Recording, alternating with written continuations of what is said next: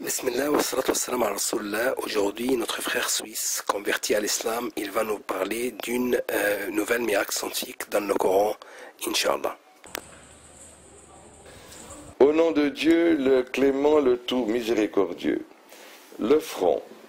Allah exalté soit-il, dit dans son livre sublime, le Coran, mais non, s'il ne cesse pas, nous le saisirons certes par le front d'un menteur, d'un pécheur. Sourate Al-Alaq, versets 15-16. La vérité scientifique. Le cerveau humain a 4 lobes principaux. Le lobe frontal, le lobe occipital et le lobe temporal, le lobe pariétal. Chacun de ces lobes a une fonction, à la fois particulière et complémentaire de la fonction des autres lobes. Le lobe frontal humain se distingue du lobe frontal animal par le fait que les régions responsables du comportement et de la parole sont très développées sur le plan anatomique et fonctionnel chez l'homme par rapport aux animaux.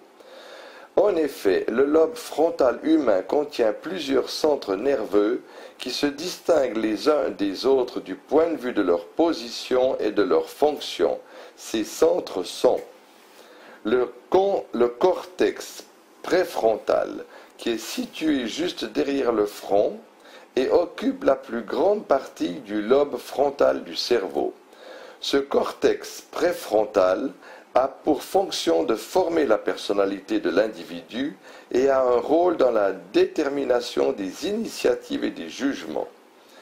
L'aire motrice du langage, qui coordonne le mouvement des organes qui prennent part à l'opération de la parole, tels le larynx, la langue et le visage, les régions de mouvement qui comprennent le champ oculomoteur frontal.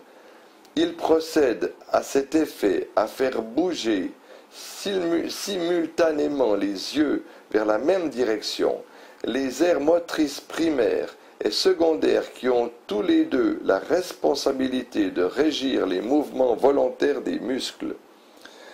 Ainsi fut-il établi que l'avant du lobe frontal, qui est recouvert par le front, est la région du cerveau qui dirige le comportement et détermine la personnalité de l'être humain.